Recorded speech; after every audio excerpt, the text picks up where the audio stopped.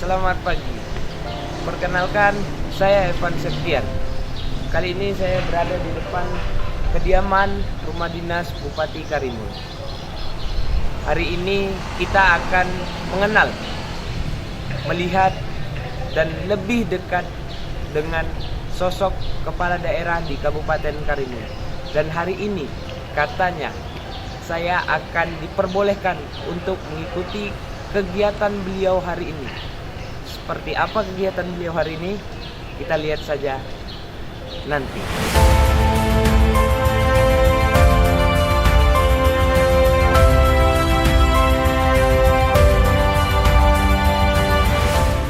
Baiklah, kali ini kita sudah berada di depan mobil dinas dari Bupati Karimun. Dan hari ini akan ada kegiatan dari Bupati Karimun yang akan kita liput langsung ke lapangan. Baiklah, seperti apa kegiatannya pada hari ini? Kita tunggu dan kita lihat saja.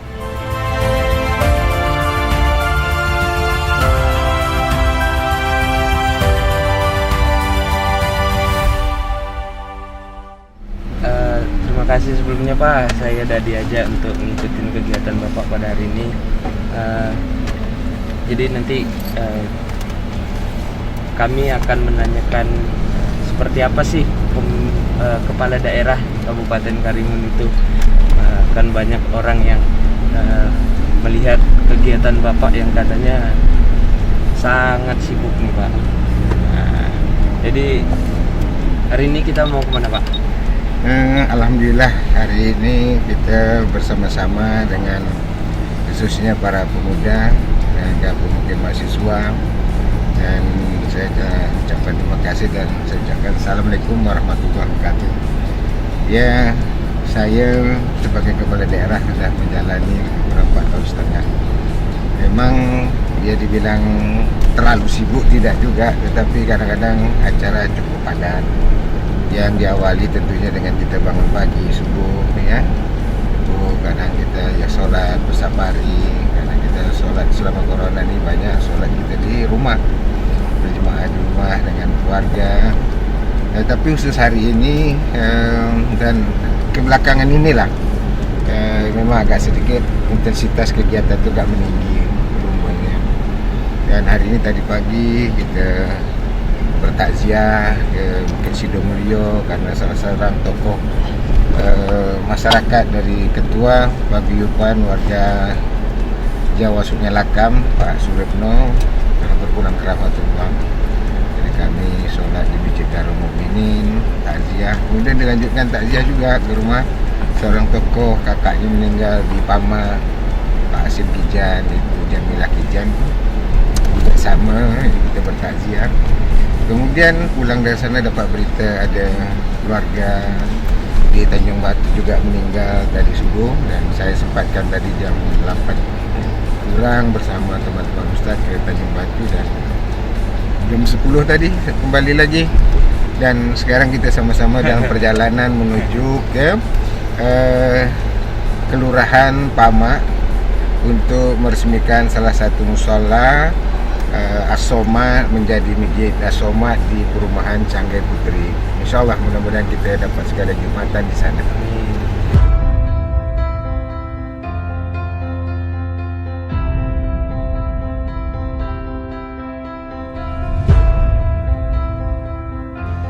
Bismillahirrahmanirrahim. Assalamualaikum warahmatullahi wabarakatuh.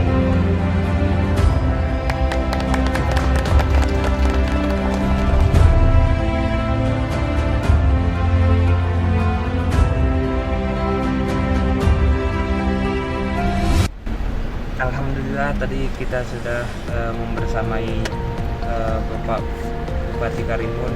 Boleh cerita Pak tadi kegiatan yang telah dilaksanakan? Alhamdulillah tadi kita bersama-sama melaksanakan peresmian Mushola As-Somad Geria Praja, Kelurahan Teluhuma, Kecamatan Bing menjadi Masjid As-Somad Geria Praja, Kelurahan Teluhuma, Kecamatan Tebing. Di mana riwayat dari mushola ini sudah diurus lebih kurang 4 tahun, masuk tahun kelima. Komplek Lia Praja didominasi oleh para ASN, rata-rata ada pegawai dari berbagai instansi, yang terbanyak adalah dari instansi pemerintah daerah Kabupaten Karimun. Dan patut kita syukuri bahwa masyarakat dengan rasa kesungguhan, niat yang baik, kemudian telah dikabulkannya usulan sholat tersebut menjadi masjid oleh kantor Kementerian Agama Kabupaten Karimun, tentu berdasarkan usulan-usulan yang sudah disetujui dari masyarakat lingkungan, masjid-masjid yang terdekat dan lain sebagainya, sehingga proses itu dapat dilalui dengan baik. Ya, tentunya kita berharap musola telah ditingkatkan menjadi masjid. Kita harapkan mudah-mudahan pelaksanaan kegiatan-kegiatan ibadah akan semakin baik lagi.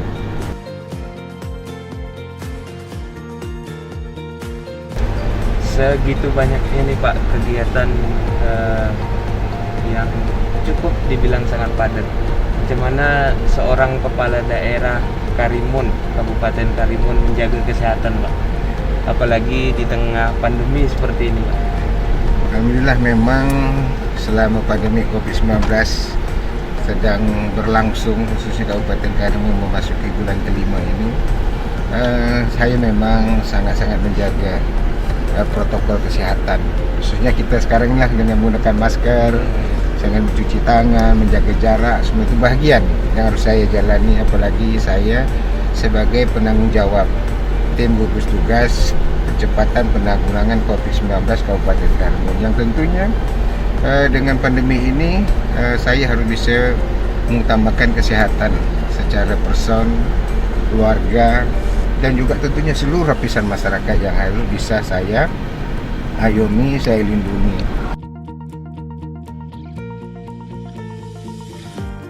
Sedikit ini Pak, buat seorang kepala daerah Pak, di mana tempat kepala daerah itu bercerita atau meluangkan kelelahannya selama bekerja seharian Pak. Kemana Bapak bercerita, kemana, ataukah Bapak pulang ya istirahat langsung, ataukah ada tempat Bapak cerita untuk curhat curhat Pak. Ya, kadang-kadang kita kan perlu teman. Ya, kita selama ini dekat juga dengan beberapa kalangan ustaz, kepala mubalik. Kadang-kadang risauan kita, kebimbangan kita tentang suatu, ya sampai kita pada Allah Subhanahu Wa Taala kita ngadu, ya itu pada kawan. Tapi tidak semuanya. Khususnya mungkin kalangan ustaz-ustaz tertentu yang kita minta pandangan. Tapi yang paling dominan adalah istri. Begitu balik capek istilahnya apa gini, dia cerita, dan ya sambil kita kadang istirahat tidur, dia pun juga sangat ngerti lah. Jadi semua itu bisa terlalui lah. Tadi ada hal-hal yang sangat stres, ya sangat stres yang berat, larinya tak ada lain pada Allah.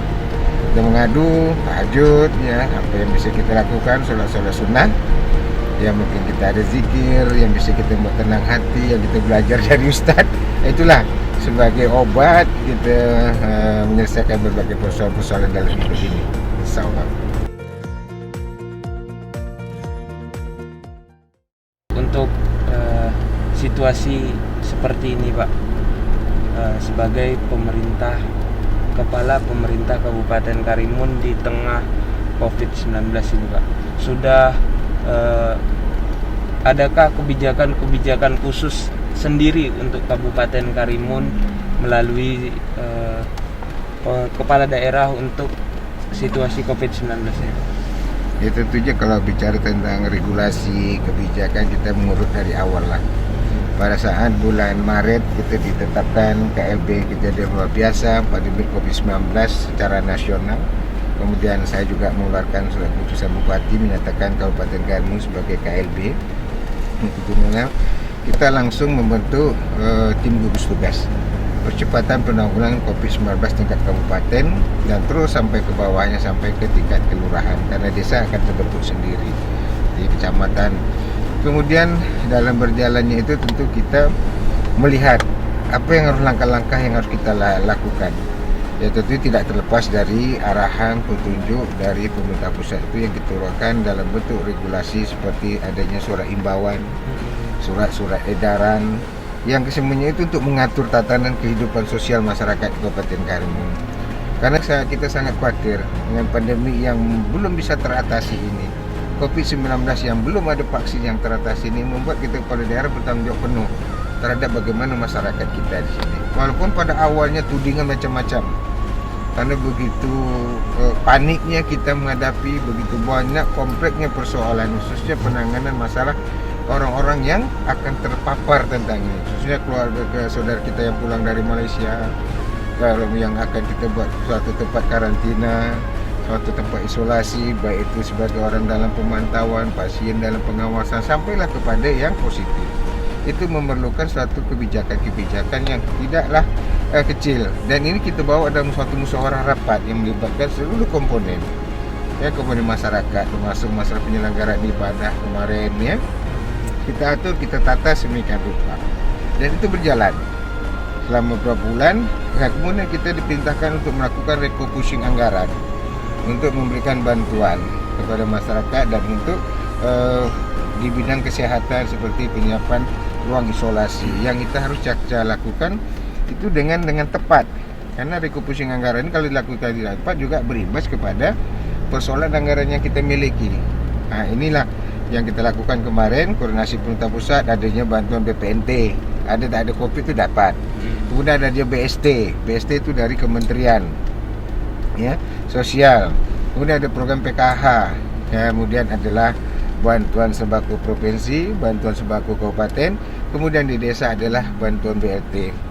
Memang ini semua masyarakat kita dari 80.000 KK, 250.000 jiwa, alhamdulillah semua mendapatkan program-program ini. Walaupun memang ada persoalan-persoalan di lapangan, khususnya BST itu kan tidak merata, karena itu memang dari pusat. Pusat menetapkan berdasarkan hasil pendataan keluarga miskin kita itu ada 15.000, ya, 15.000 lebih kurang kakak kita dari 5,9% penduduk Kabupaten Karimun yang miskin. Itu ada kategori sangat miskin, hampir miskin, dan miskin. Nah, 3 kategori ini diberi bantuan dalam program PST dan PKH. Itu totalnya dijumlahkan hampir 15.000. Kemudian dalam berjalan, ya tentu kita melihat bahwa tidak akan mungkin semuanya akan ditanggung oleh pemerintah pusat, pemerintah daerah karena keterbatasan anggaran. Maka sekarang kita sudah mengikuti penerapan fase atau tatanan kehidupan normal baru yang diterapkan pemerintah pusat dan kita lakukan di Kabupaten Karimun saat ini, yaitu membuka seluruh akses ibadah, akses ekonomi, akses sosial, dan terakhir adalah akses pendidikan. Dan dari akses ini kami membuat kebijakan membuat desa-desa yang tangguh, kampung-kampung yang tangguh, daerah industri yang tangguh, kantor-kantor pemerintah yang tangguh, juga sarana rumah ibadah yang tangguh. Dan beberapa waktu lalu kita ada sekitar 15 perusahaan dan 16 dengan BUMN, kita sudah menjadikan suatu kawasan yang tangguh di mana hampir 7.000 tenaga kerja yang ada di sana itu selamatkan. Tidak terpapar, PHK tidak besar-besaran, hanya 22 yang di PHK dalam kondisi ini. Ini suatu hal yang kita lakukan selama ini dengan bersama-sama. Kalau bayangkanlah, kalau sempat terpapar jumlah masyarakat kita ini, yang hari ini hanya 6 yang positif COVID itu, kalau melebihi dari itu, pertama kita tidak mampu menanganinya. Rumah sakit kita hanya terbatas 22 orang. Ini akan dibawa ke Batam. Kemudian kalau lebih dari itu, ini berimbas kepada penutupan total, tempat kerja tutup, semua tutup. Tentu ini akan berdampak yang sangat luar biasa bagi masyarakat dan perekonomian Kabupaten Karimun. Inilah yang kita jaga dengan regulasi-regulasi yang kami lakukan sebagai kepala pemerintahan, yang tentu didukung oleh seluruh elemen masyarakat, termasuk tentunya para pemuda-pemuda, mahasiswa yang tergabung dalam relawan-relawan. Itu memiliki andil yang besar untuk menjaga Kabupaten Karimun sampai hari ini menjadi kondusif pada COVID-19 yang kita jalani. Kalau dalam segi hal lainnya Pak, seperti ekonomi, seperti pendidikan, program-program unggulan yang sudah terjalankan dan akan dijalankan itu seperti apa, Pak? Saya bicara dalam hal ini sebagai bupati di periode ini. Tentunya saya tidak akan beranjak daripada visi dan misi saya. Di mana visi saya menjadikan Karimun sebagai pusat pertumbuhan ekonomi berbasis maritim yang dilandasi mandat dakwah melalui 7 misi. 7 misi ini dituangkan dalam tujuan dan program-program yang tentunya program-program ini berkaitan dengan Pak Azam pembangunan Kabupaten Karimun. Berbicara tentang pertumbuhan ekonomi itu sangat luas. Salah satunya bidang kemaritiman. Bidang kemaritiman kita adalah kawasan spesial ekonomi dan daerah spesial ekonomi khusus dan perdagangan pelabuhan bebas. Kita lihat bahwa dengan ditetapkannya pada tahun 2008 itu kawasan kita sebagai kawasan perdagangan dan pelabuhan bebas ini, kita lihat perkembangan pertumbuhan untuk di bidang sipiat. Di kawasan industri tumbuh dengan baik, tumbuh dengan adanya Sumbawang Sipiat ya, kemudian adanya oil tanking, kemudian ada PT MOS, kemudian ada KMS, kemudian ada PT Sepem dan juga PT-PT yang lain. Ini juga menunjukkan bahwa komitmen kita di sektor industri kemaritiman itu kapal untuk kita dorong. Kemudian di sektor ekonomi yang lain, kita juga mengembangkan ekonomi di bidang pertanian, perikanan, dan juga perdagangan, jasa, dan UMKM. Kita memiliki jumlah UMKM dari berbagai jenis itu ada 9.337 pelaku UMKM yang berbagai aneka, yang kesemua itu berjalan dengan baik. Kita lihat daripada penyerapan anggaran KUR yang dikucurkan oleh pemerintah pusat yang dikelola untuk 4 bank, hampir 6.000 lebih debitur yang tergabung dalam UMKM, ekonomi UMKM ini menyerap dana KUR ini tadi mencapai hampir setengah triliun yang saat ini berputar dengan baik. Itu dari berbagai jenis perikanan, pertanian, peternakan yang saya katakan tadi. Jadi kita secara keseluruhan, namun kita melihat juga masih ada beberapa kendala-kendala tentang pertumbuhan ekonomi kita. Kenapa? Akibat pengaruh ekonomi global. Ekonomi global itu berpengaruh kepada investasi yang masuk di berbagai daerah khusus di tempat kita. Seperti untuk sektor perkapalan itu terjadi awalnya booming, Sepem sampai 14.000 tenaga kerja. Di PT MOS juga demikian, di KMS juga demikian. Begitu juga Sumbawang Sipiat. Tetapi begitu ekonomi global melanda tentang masalah harga minyak yang anjlok, itu membuat drastis di sektor investasi ini menurun, khususnya di bidang sektor sipiat tadi, kemaritiman ini jauh menurun. Kemudian kita dorong di bidang pariwisata, pengembangan pariwisata, tetapi juga mengalami goncangan dengan adanya COVID ini, ya. Ini juga. Tapi kita lihat di UMKM, ekonomi di bidang UMKM ini, alhamdulillah, walaupun COVID-19 melanda, tetapi ini masih juga dapat bertahan, dan kita lihat dari laporan sistem perbankan ini masih dapat berjalan dengan baik walaupun terjadi berbagai kebijakan-kebijakan bagi UMKM untuk masalah pinjaman KUR tadi. Jadi selama 5 tahun ini pertumbuhan ekonomi Karimun pernah mencapai puncaknya itu 7,26%. Tapi sekarang ini sudah menurun sejak terjadinya faktor global. Jadi mencapai saat ini adalah 5,9 atau 5,6, bahkan mungkin akan semakin turun dengan terjadi COVID ini, mungkin tinggal 4% atau di bawah 4%. Inilah yang kita harus melihat secara jernih, secara cermat ke depannya seperti apa agar pertumbuhan ekonomi ini kembali akan naik. Salah satu jawabannya adalah menjaga iklim investasi yang baik.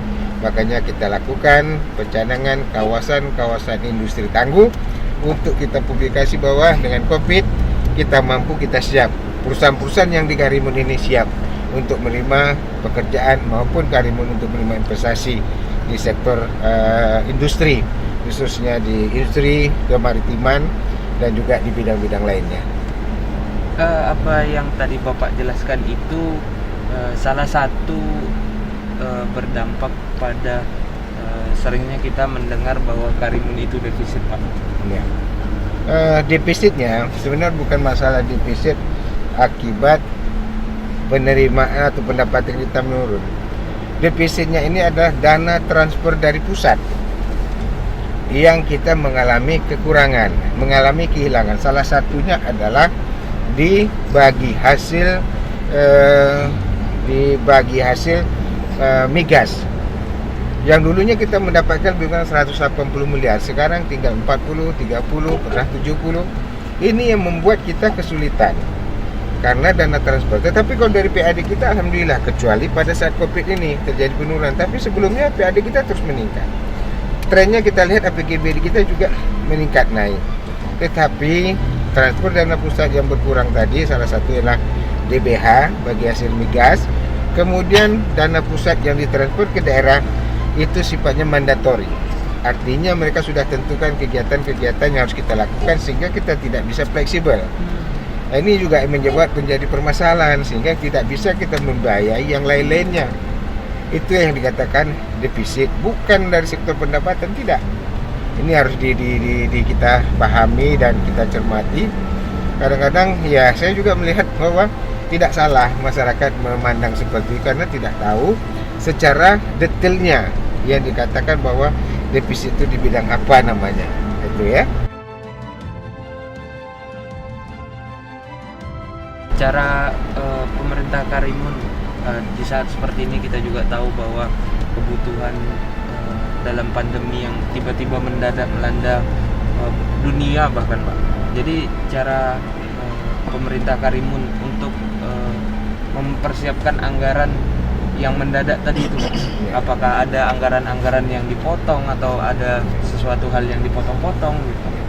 Jadi kita melihat dengan pandemi COVID-19 ini bahwa Peraturan Menteri Keuangan telah jadi pemangkasan, khususnya dana alokasi khusus, kemudian dana alokasi umum, kemudian dana insentif daerah. Rata-rata semua dipotong. Termasuk juga dari sektor PAD kita juga menurun. Oleh karena itu kita membahas bersama teman-teman DPRD adalah kita menghitung beberapa pendapatan kita, kemudian berapa belanja kita, kemudian kita lihat belanja mana yang pokok, yang menjadi mandatori dan wajib itu harus kita anggarkan. Kemudian bagaimana mendorong agar belanja yang kita belanjakan untuk publik itu bisa mendorong peningkatan pertumbuhan ekonomi. Salah satunya adalah bagaimana membangun infrastruktur yang ada. Kemudian kita merefocusing anggaran untuk penanggulangi COVID ini di bidang kesehatan. Karena itu paling penting. Kalau orang sudah sehat, terjamin kesehatannya, tentu tidak banyaknya mereka dapat mulai melakukan aktivitas yang dengan aktivitas masyarakat ini akan menjaga kestabilan perputaran roda ekonomi Kabupaten Karimun, ditambah tentunya ada kebijakan-kebijakan daerah di sektor tertentu.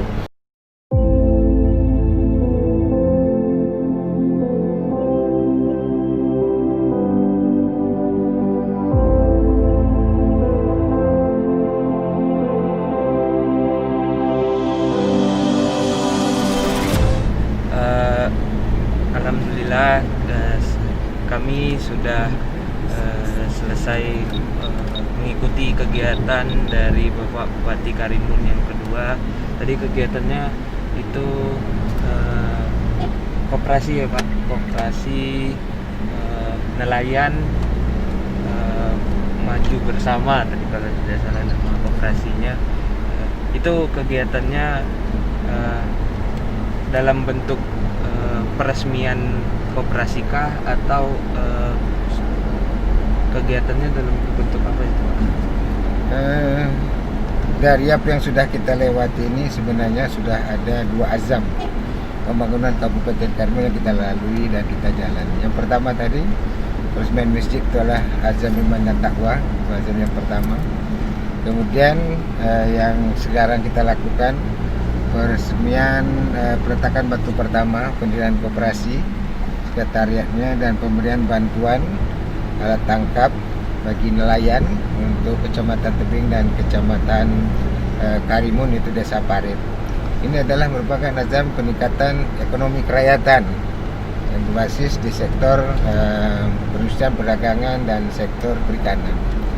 Jadi tadi kita sudah melihat bahwa koperasi nelayan yang ada di Desa Bongkar, Kecamatan Tebing, mengharapkan kehadiran kami untuk melihat secara langsung dan meletakkan batu pertama pembangun sekretariat dan meminta kami untuk membantu yang sudah kami janjikan beberapa bulan lalu. Tadi sudah kita berikan untuk pembelian perlengkapan alat-alat kantor mereka. Kemudian mereka juga minta bantu, mereka akan bangun koperasi tembok dengan swadaya. Mungkin ada bahan-bahan bangunan seperti semen, besi dan juga spandek yang tadi juga saya sampaikan. Seolah kita bantu secara pribadi sesuai dengan kemampuan yang kami miliki. Kemudian tadi bantuan alat tangkap itu merupakan anggaran dari APBD kita. Jadi 21 hari ini sebenarnya kita sudah melaksanakan berbagai azam, ya. Yang jelas yang nampak tadi dari adik 22, kalau saya mungkin sudah 3. Satu hari ini kita lakukan. Itulah bagian dari keseharian yang dapat dilihat aktivitas saya menjalani tugas sebagai Bupati Karimun. Sedikit tadi Pak, waktu Bapak kata sambutan atau Bapak memberikan pengarahan di tempat koperasi tadi, Bapak menyinggung soal ketenaga kerjaan. Tadi di sana juga ada Bapak Kadis Naker. Bagaimana selama ini program pemerintah untuk menekan angka tingkat pengangguran di Kabupaten Karimun, Pak? Bicara tentang penekanan angka pengangguran, tentu kita harus bicara tentang investasi. Bicara tentang investasi tentu harus bisa mendatangkan investor. Investor akan berinvestasi ke suatu daerah apabila daerah itu memiliki daya dukung dan daya tarik dan daya saing, ya. Nah, ini yang kita ciptakan awal Karimun itu memiliki daya saing 25 tahun yang lalu. Daya dukungnya apa? Adalah pembangunan infrastruktur yang merupakan bagian dari daya dukung, daya saing. Kemudian ada regulasi. Regulasi yang luar perintah pusat adanya kawasan bebas, perdagangan bebas dan pelabuhan bebas. Itu juga bagian sebagai menarik untuk investor untuk datang berinvestasi. Investor datang berinvestasi artinya terbuka lapangan pekerjaan. Oleh karena itu lapangan pekerjaan yang terbuka ini harus menjadi skala prioritas anak-anak tempatan. Karena kita minta kepada perusahaan-perusahaan yang investasi untuk 70% harus menyerap tenaga lokal. Tenaga lokal yang bagaimana? Tenaga lokal yang tentunya yang sesuai dibutuhkan oleh perusahaan. Perusahaan membutuhkan tenaga lokal, mungkin kita tidak tersedia. Kita melakukan adanya kegiatan-kegiatan workshop, kegiatan-kegiatan kerjasama dengan perusahaan-perusahaan untuk training anak-anak kita, seperti untuk security-nya, seperti untuk pengelasan, untuk weldernya dan sebagainya. Memang semuanya tidak akan dapat terpenuhi oleh pemerintah saja. Oleh karena itu kita minta masyarakat juga, para pencari kerja juga harus bisa mempersiapkan dirinya untuk dapat bersaing, memiliki skill-skill yang dibutuhkan pangsa pasar dari berbagai investasi yang masuk ke Kabupaten Karimun. Sehingga kalau itu terjadi keseimbangan antara lapangan pekerjaan dan kesiapan tenaga kerja, inilah yang akan mengurangi angka pengangguran di Kabupaten Karimun tentunya. Kalau dalam 4 tahun atau 5 tahun belakangan di Kabupaten Karimun angka pengangguran meningkat, menurun, atau netral, atau gimana Pak? Kalau kita lihat sekarang ini trennya terjadi penurunan. Penurunan itu akibat satu faktor ekonomi secara global. Terjadinya tutupnya berbagai perusahaan-perusahaan yang ada di daerah Batam, ya. Itu juga sebagian besar adalah tenaga kerja kita yang bekerja di luar. Kemudian pengurangan pekerjaan-pekerjaan di perusahaan-perusahaan kita sendiri akibat order atau bidding dari perusahaan itu secara nasional dan internasional mereka tidak mendapatkan pekerjaan, sehingga mau tidak mau, suka tidak suka, itu terjadi penurunan. Kemudian kita lihat trennya untuk 2 tahun terakhir ini mulai meningkat, ditandai dengan adanya perusahaan seperti Sepem yang saat ini sudah dapat merekrut 2.600 bahkan mencapai nanti 5.000. Kemudian kita lihat adanya Grace Marine yang hari ini sudah mau menyelesaikan pematangan lahan. Dan setelah 8 bulan setelah itu mereka mulai akan membangun pabrikasinya, itu juga akan menyerap tenaga kerja. Jadi trennya penurunan itu fluktuatif, tergantung dari keadaan resesinya, faktor ekonomi secara global yang juga berimbas. Tapi dapat saya katakan sekarang trennya mulai naik.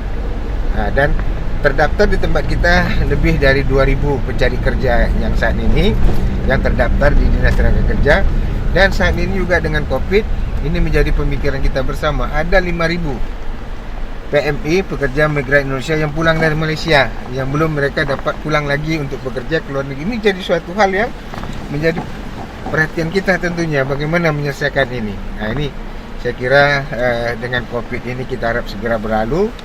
Lockdown di negara tetangga terbuka, mereka juga bisa bekerja keluar, dan juga kita harapkan perusahaan-perusahaan yang ada nih masih dapat menyerap walaupun secara terbatas, paling tidak angka pengangguran dapat kita tekan secara perlahan-lahan.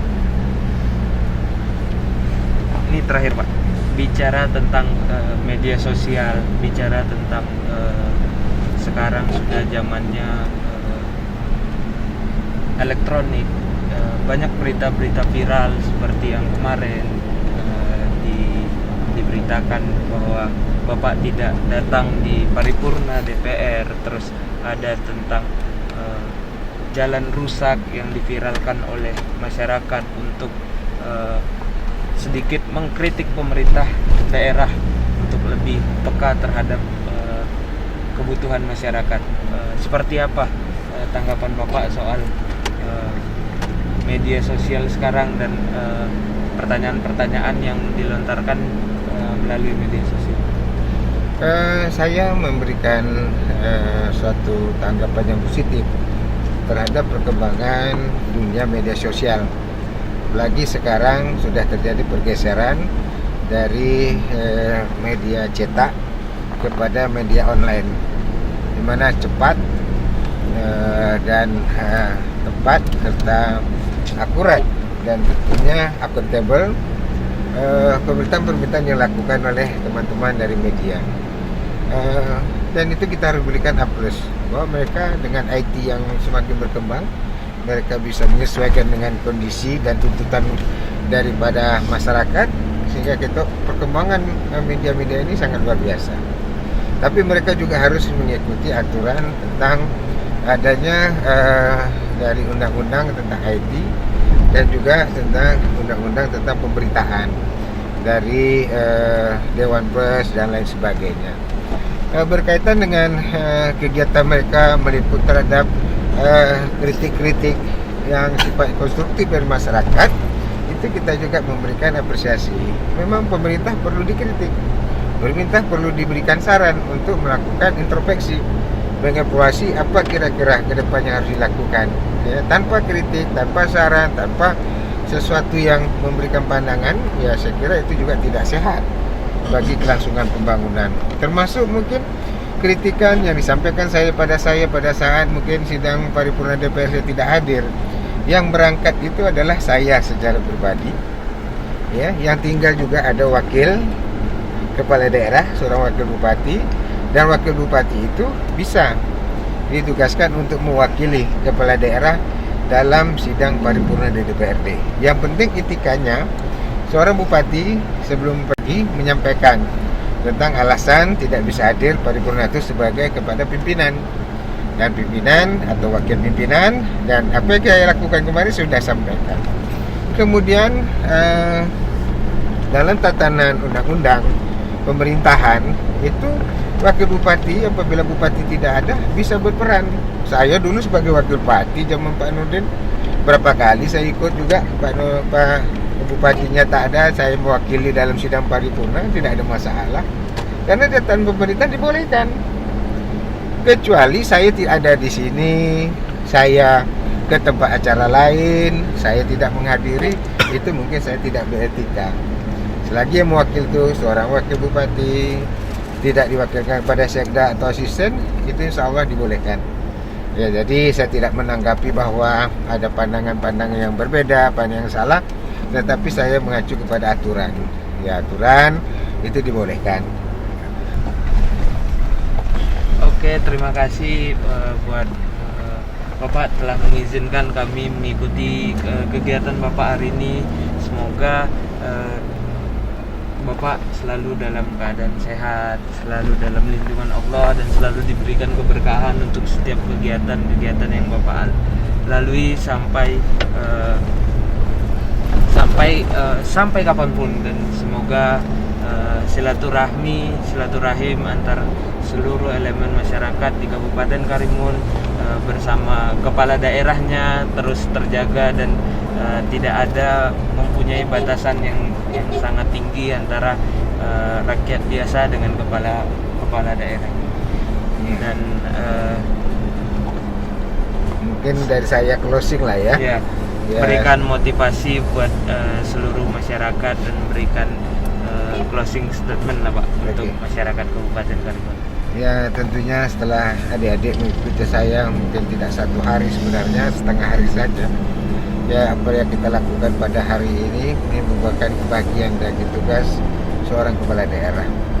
Yang tentunya dengan adik-adik tadi mungkin nanti merekam, mungkin menjadikan audio visual yang bisa dilihat.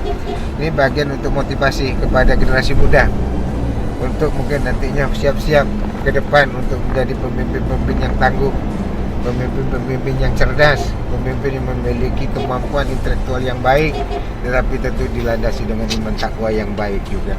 Kemudian pada adik-adik yang sudah 1 hari ini mudah-mudahan termotivasi untuk nanti menggantikan saya sebagai bupati di masa depan. Dan mungkin bagi para pemirsa, para masyarakat yang melihat ini juga termotivasi, apalagi kita ke depan akan mengikuti pilkada ini. Silakan bagi putra-putri Kabupaten Karimun yang terbaik, yang memiliki visi dan misi yang jelas, program-program yang jelas yang bisa ditawarkan masyarakat untuk berkompetisi di ajang pemilu kada yang datang. Mari kita jaga persatuan kesatuan kita, jaga kerukunan kita, keharmonisan kita. Karimun membangun tidak berdasarkan kemampuan keuangan saja, tapi berdasarkan azas kebersamaan dan kekeluargaan yang tinggi. Kita jaga dengan baik. Hilangkan fitnah, hilangkan dalam kita untuk mencapai sesuatu saling hujat menghujat, tapi mari kita sampaikan gagasan-gagasan kita sehingga masyarakat bisa menjadi cerdas untuk menentukan pilihannya di masa yang akan datang.